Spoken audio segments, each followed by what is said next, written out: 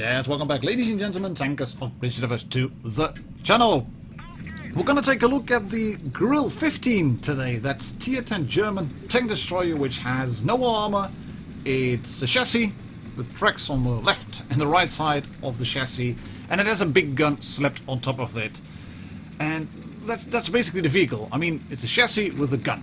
And all the other tanks also have chassis and guns, but they have turrets from time to time, and they have some armor so they can bounce shots. But the Grille, not so much. You will get occasionally lucky if they shoot you on the gun, if they shoot you on the tracks, and you manage to absorb shots on the tracks. But other than that, anything will go through, and people will start loading HE straight away. And we've had these changes in tier 10 and a bit 6.9, all the heavies have gotten more hit points, there's more HP to give away, and you could think then, well, that's good news for a tank destroyer, because that means more damage, that means bigger damage games, and, well, you're a tank destroyer after all, so why not use that? Well, there's a catch. This is a Patron requested review. That's not the catch, but I wanted to make sure you knew about that anyway, and you have seen that already because it says on the bottom right. But this was a request that one of my patrons sent to me and said, Martin, can you please show me how to play the Grille? Is it still viable in the current evolving tier 10 heavy meta? Well, the biggest thing with this tank is, as said before, that it doesn't have armor. Basically, it just doesn't. It's a gun. It hits hard if it hits. I seem to get a lot of trollish RNG rolls with this tank. It has a 640 alpha gun, but to me it seemed that I low a lot of 500, 600 rolls in total. So not monstrous big rolls. But yeah, it is a gun. It hits hard when it hits, but other than that, it doesn't have a lot to offer. And we're gonna compare this tank with that tank as well, which just got annihilated, the Waffle Tractor, Tractor Waffenträger auf Panzer IV. And I've discussed this one as well with a few of the moderators on the official Discord channel, and it was, I think, Frostbite, who basically said, well, you might even want to swap this tank, the Grille, with the Waffle Tractor. Because you have a really flexible tank with a big gun and no armor. It's again a chassis with a gun slapped on top of it. But the Waffle Tractor gets a fully rotatable turret. And you can see the Grille does not. It does not have a fully rotatable turret. You're looking at a gun arc on the left and the right side of the tank of 50 degrees left, 50 degrees right, which means 100 degrees in total. That's a bit better than the FV215B183, I think. I think that has a total of 90, but it does limit the tank somewhat. Well then, does it have good gun depression because the gun is mounted quite high on top of the tank? Well, no, it's only 4 degrees. That's nearly the worst in class of all the tier 10 tank destroyers. It does have good gun elevation, but yeah, who really cares about that? The dispersion on the tank is woeful. I mean, when moving, when rotating the turret, it is really bad. The dispersion, once it's fully set, brilliant. Once you fire it is really good, best in class. But upon rotating the turret, not so much. And if you then have a team that is not really supporting you, I mean, they are supportive here, they're trying to be useful, they're trying to push a flank, and I should have gone away here quicker, I think. But Reds have got a Jagdpanzer E100 supported by an AMX-50 120, and they've managed to push an IS-4 into the cap area and a T110 E5. And that means that we've just basically lost all control of the map, and I can do a bit of damage there on the side of the Leopard turret, and I'm gonna shoot the Jagdpanzer E100 in the lower plate for a really nice roll.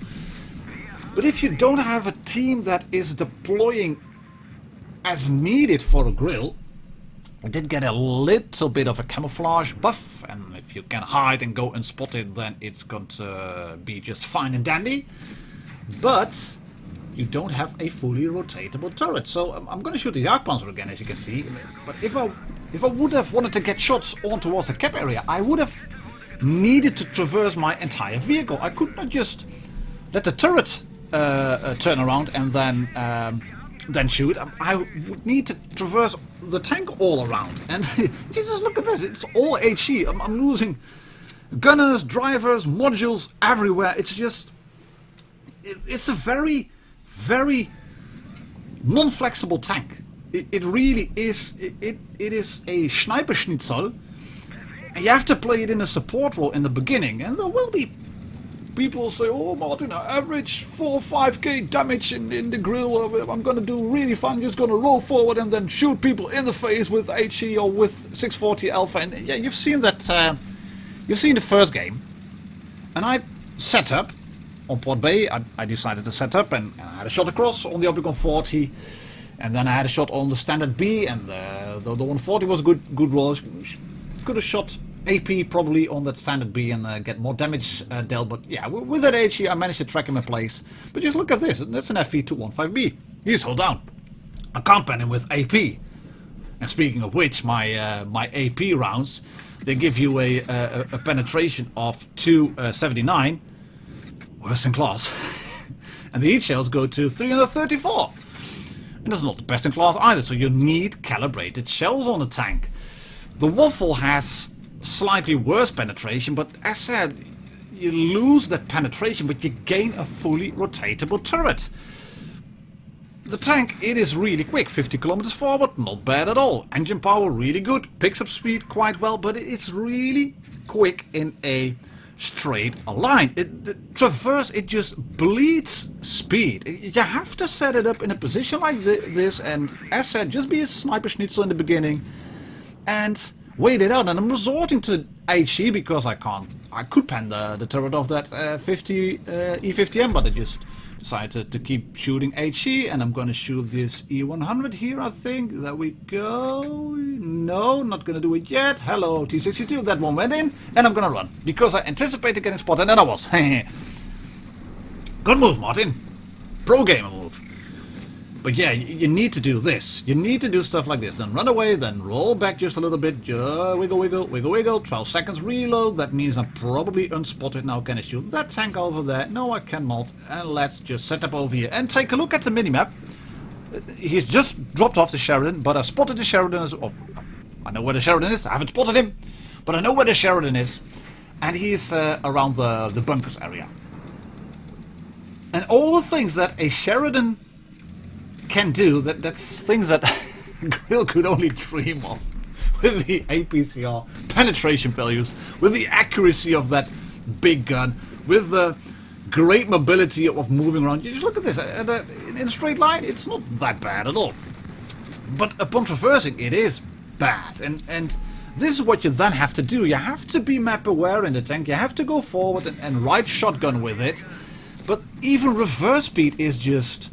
It's slow, and traversing, it seems that this tank it needs some love, it needs some TLC, some tender loving care, because it's not really suited to the meta that is currently evolving in World of Tanks Blitz. You have a lot of hit points to chew through when you're up against enemy tanks. A lot of them gained. You need to shoot them at least once more to be able to kill them. Take a look at a mouse, for example, 3180 when it's fully equipped. And then there you are in your Grille with 1802 and normally 1805 hit points, but these are exact numbers, not rounded up to 5s or 10s. They will resort to HE. They will just bleed you dry, and yeah, if you get hit like this, I mean, there was a full HE shell from the Sheridan on the side of the gun shield, or on the lower part of the gun barrel, not quite sure what happened there. But he managed to shoot me with HE, did a little bit of splash damage, and yeah, this is how you have to play the tank, I think. Just be a pesky little camper in the back first, and I could have used AP here, but yeah, HE would have gone through the turret. Let's say that's the only good thing about the tank, that you can do really tasty HE damage. Is this still a viable tank then? Should you grind for it? Should you go for the Grille? Well, I still enjoy playing it, I think. Because if it works, it can work really well, and if you can play a support role in the back, then it can work really well, and you don't have to just sit on top of a ridge and just wait it out. You could see me do that when I was there on what was it, Rockfield? Just wait, realize you will get spotted, move away, then you know you'll get spotted, and then you just relocate and shoot other tanks. But the beginning of the game will be this very exciting bush camping game, the sniper schnitz of the beginning, and then take a look at the and I should have stayed pre-aimed over there because my aim time is good, and then I'll shoot the tracks of that Russian Object 268. And if I had been aiming into the bush, I would have been able to get a good shot in. But you can see I was well and truly behind the bush, making sure I do not get spotted. There he is. Hello, E100, right on top of that what's it? Vision bar? Rangefinders on top. I hit the bar on top of the turret, managed to penetrate him, and then I'm gonna do this. Just roll back again, yeah, let the bush get bushy, and then shoot this WZ-121. I didn't mention any of the RNG yet. It was in the intro. But this one as well. I have a 640 Alpha gun, and I did not penetrate. And this was just wishful thinking. But yeah, I'm gonna just sit here behind the bunker and let the heavy juke it out in around the missile area. And I was just hoping, praying I would not get flanked. That was what I was doing while I was driving forward and then watching this T-57 explode. All I was doing here was looking at the minimap. Minimap. You have to be map aware, you have to know the lines of sight. Don't go for this tank as your first tier 10 tank. And is that gonna go in? I'm not sure. Is he spotted again? 268. No, can I get a shot? No, I can get it. Can I get a shot? Hello, where is he? Red outline. Yes, he's behind T-110 E5. Pull back, mate. Chieftain, pull back. E5, pull back. Yeah, there he is. Ooh, speculative, but probably went in anyway. Yeah, it went in. Cool. And you can see them immediately reversing into cover. So this is a very situational / tactical tank, and I noticed my my medium rolling down there into the cap area. Sorry, it's a heavy. He was going to go down there, and there is a light tank somewhere knocking about down below. That meant I had to relocate, because I have to support this little push. They're going to shoot the E100 over there. The rebel is calling for help. Yes, that is the E100 being shot. I'm going to shoot him on the top again. Yeah, there's the bar. There we go. Ooh, that's a nice roll. 704. And then we're going to just relocate again, get into cover. I'm not going to get shot in this game, which is good. But here I had a team that was in the right position, that allowed me to feast off of their actions. And if you have a team like that, then a Grille can be a good tank. Other than that, I wouldn't recommend this one as the first tier 10 tank destroyer. Should you want to get one, go for a 268, far more flexible, go for a Foch 155, maybe even the Jagdpanzer E100. But yeah, the Grille, suffering in the current meta.